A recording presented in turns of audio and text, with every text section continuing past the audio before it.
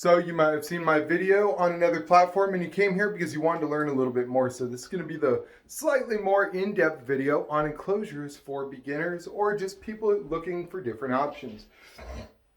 So as I have in all my videos on the other platform, and I don't really post much on YouTube, but melamine enclosures, these are my favorite. These are front opening melamine enclosures.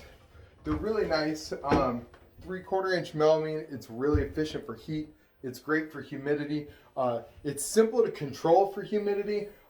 If I want more humidity, I'll move the water bowl just closer to the heat source. Less, further away. I can get anywhere from 80% to 35%, which is right around my ambient. You know, I'm not going to get much lower than ambient. But just by moving the water bowl, it's very simple. Use pretty much the same substrate for all my animals and it works wonderfully. Another option is exoterras. Exoterras are pretty common, pretty popular. This one needs to be cleaned. The problem with exoterras is they don't hold heat and humidity very well. They're screen top. There's options, you know, you can use tape or whatever, foil tape, put glass on there. It's just difficult. You're always having to spray it down and it does become a pain. Another option that's pretty popular is tubs. A lot of people use tubs, throw a heat mat underneath with a probe, control the temperatures that way. It's great for humidity, not as good for heat. And I did make that error in my video previously because I was just in a rush to get all this info in 60 seconds. Another option is glass enclosures. These glass enclosures, aquarium, stuff like that, that is a very common, very popular option.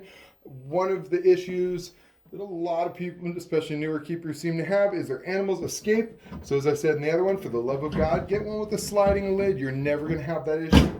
These are critter cages. They've got a clip on the end and you put a lock right here. It's never going to get out.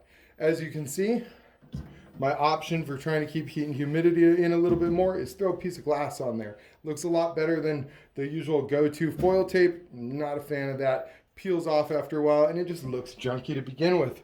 Can't really beat throwing a piece of glass on there. So the last option is racks. A lot of people tend to use racks.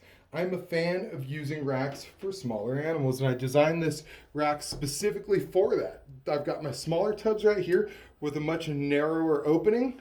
And then I've got bigger tubs that have about an 1/8 inch opening. It gets a little bit bigger, as you can see. It's the only two that are being used currently.